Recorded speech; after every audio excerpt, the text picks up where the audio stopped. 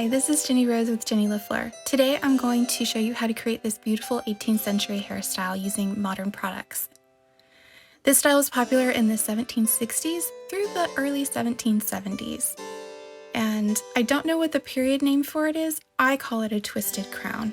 My model today is Taylor of Dames a la Mode, and she has a crap ton of hair, really a lot of hair.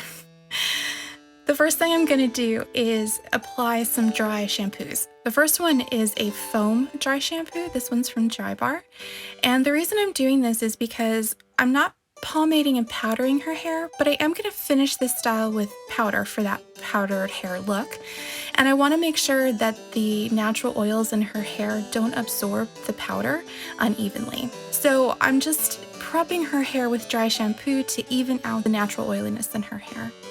So I'm just working this product through, making sure that it's worked all the way through and I haven't missed any spots. And then I'm just going to touch up with a dry version of a dry shampoo. This one's from Mika.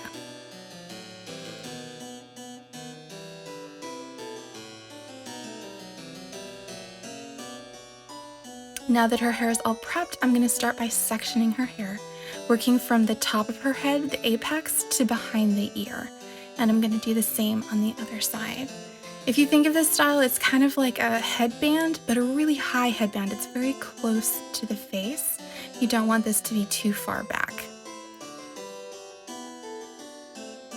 And then for the rest of her hair, I'm going to section it into pieces so it's a little easier to handle. And I'm going to start with a small section right at the crown of her head. I'm going to brush that out. And then I'm going to take that and put it into a rubber band. You want to make sure that this ponytail is very high. It shouldn't sit on the back of your head like a high ponytail. It should almost be on the very top of your head.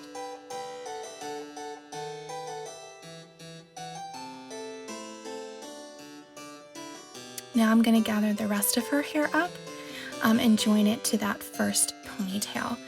This might not be necessary if you have very fine or thin hair, but especially if you have thick, long hair. And even if you have fine hair, it's not a bad way to do it, just to make sure that you get it right up to the very tippy top. And doing it in sections just makes everything easier to manage. And the trick to this is to give it a really good brush. You want to have all the hair going in the upward direction so that it doesn't want to fall or droop down. We want that back to be smooth because that's what the portraiture shows. It was a smooth back. I'm going to gather both of those pieces together, the little ponytail and the big ponytail. Oh, never mind. I realized as I was starting that her head was down, so I had her put her head back up so I can be sure that this ponytail is in fact on the top of her head. So important. Otherwise, if it's back too far, it just looks really silly. So I'm going to put that ponytail to the side. I'm not going to let gravity make it droopy. So I'm going to take the front sections and take them into 3 sections. So right now I've got a mohawk section. Working spray, smooth that back, and then I'm going to take another rubber band and rubber band that into the big ponytail. And the reason I'm doing that is to limit the amount of bobby pins that are right there.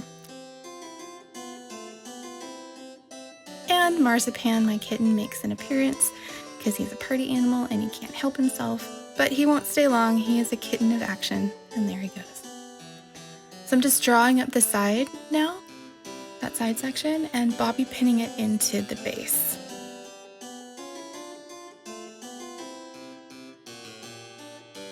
You want it to be nice and secure and smooth.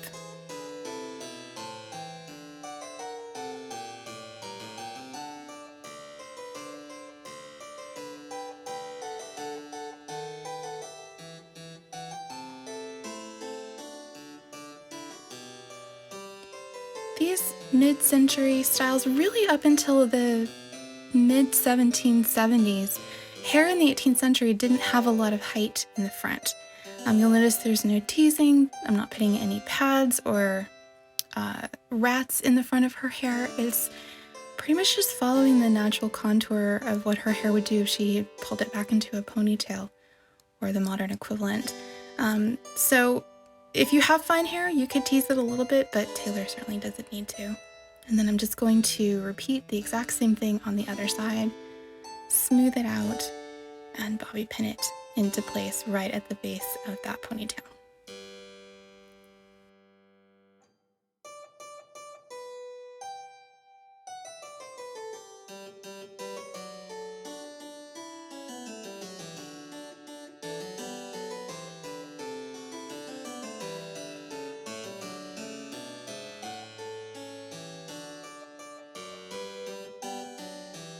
So now I've got the ponytail and I'm going to split it into half. Just roughly, I'm not being too exact about it, I'm just using my hands to sort of judge how much hair I've got on each side so that they're approximately even. And then I'm going to take that small piece of hair that was her front section, and I'm draping that over.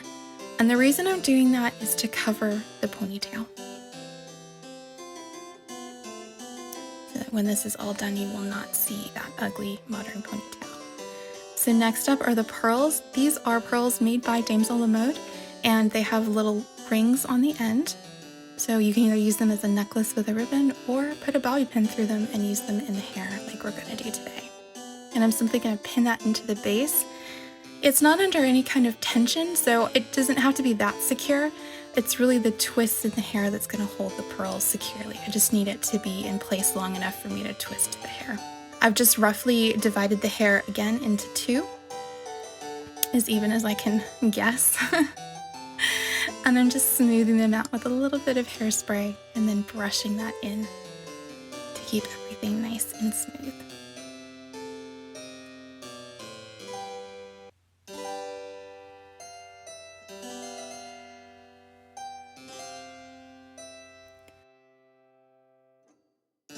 So the twist is, I'm kind of doing a rope braid, but it's a really lazy rope braid. I'm not being really exact with it.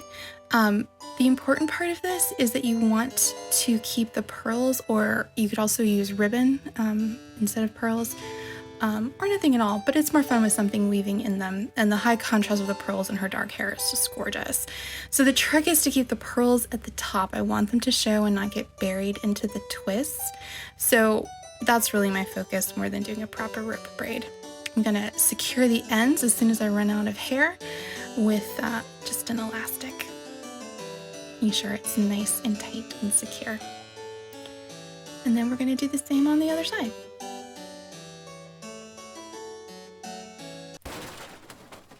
And kittens. Kittens are fun. Kittens are, yeah, they're fun. Yeah. It's a good thing you're so cute, sir. Let's see, where was I? Oh, okay, so we're gonna repeat the same thing on the other side. And you can see that hair that's trailing has come from the opposite side, so I basically crisscross them to cover the base of the ponytail. Again, smoothing it out, really roughly, just double checking the placement there. Another string of pearls. Oh, and pause for a kitty cuteness moment. Wreaking havoc and destruction wherever you go, but doing it so adorably. God, you're cute.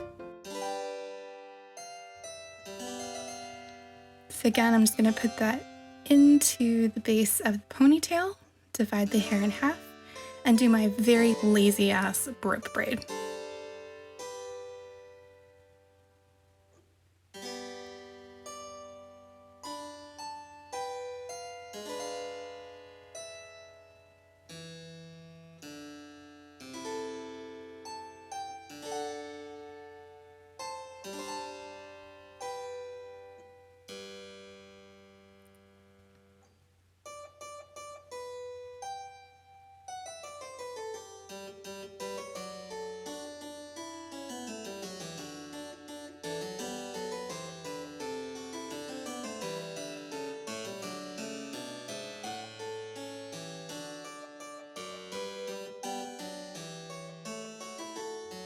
making sure the pearls stay on the top where they can be seen and appreciated. And I'm gonna twist this until I don't have a hair left to twist.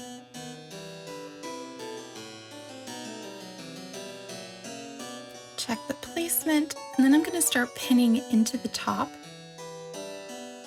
just to keep everything in place while I work at the bottom. Now this section, I'm simply going to kind of do a little U-bend right behind her ear. So just bend it behind the ear, and then I'm going to start pinning that little loop into place.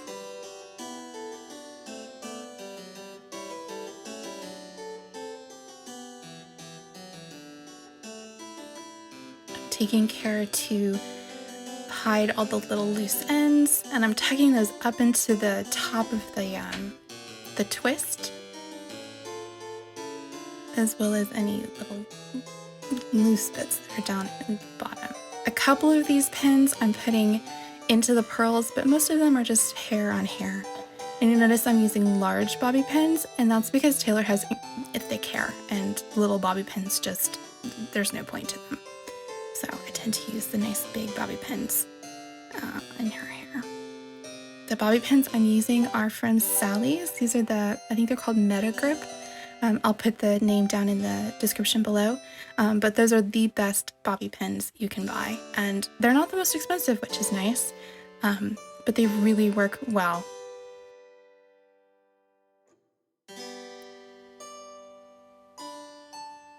And then I'm going to do the same on the other side, checking for balance as I go to make sure that everything is even. The very first time I did this hairstyle on her, I didn't do that. I just thought, oh, this looks like it's in the right place. I'm not gonna look at the front. And it looked really stupid, and I had to take it out and redo all the pinning. So don't make my mistake. Look as you go. And again, all those little ends are gonna get tucked up into the top of the twist. And I'm still working on being a good videographer. So sorry I don't have close-ups of that part, but just use your bobby pins. Bobby pins are your friend.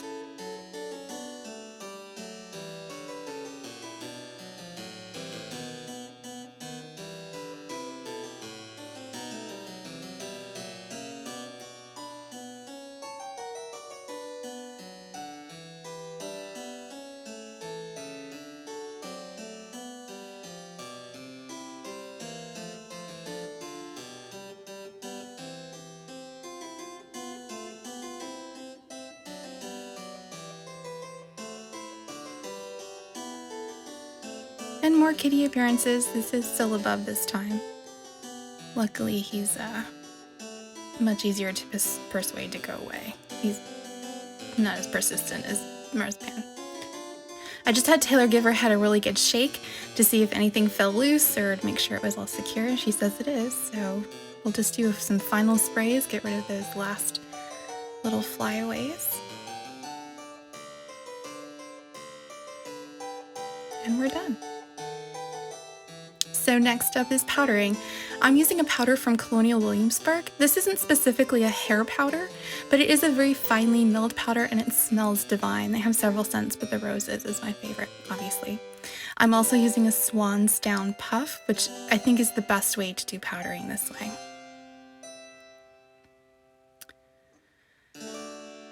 The nice thing about the Swan's Down, they're expensive, so it's a bit of an investment, but they pick up a lot of the powder, especially this nicely finely milled powder. They pick up a lot of product, but distribute it into the hair really well.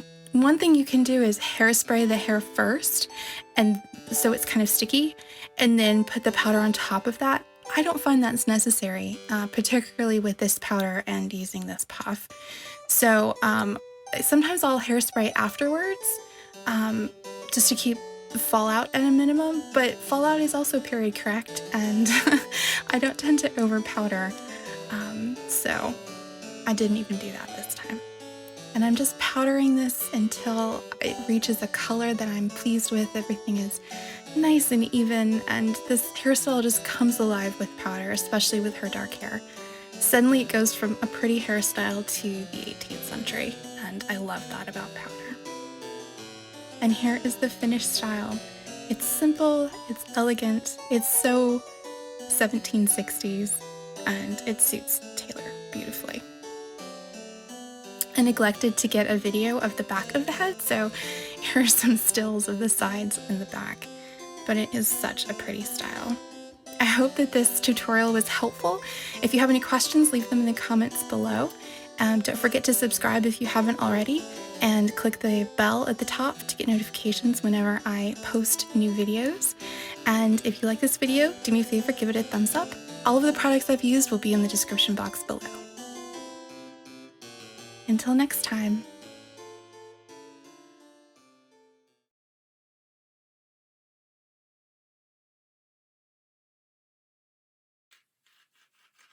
So this is a dry shampoo. Okay. That is in a foam form. Not one of the You're wearing your rings while you're doing this. Girl, if I took my rings off every time I use product or water, I just wouldn't wear rings. This is why I don't have antique rings. Yes, please do not buy antique rings. You will not be a good caretaker of them. Luckily, they're out of my price range. Well, they're not something I'm willing to invest in. Yeah. I'll buy too much makeup.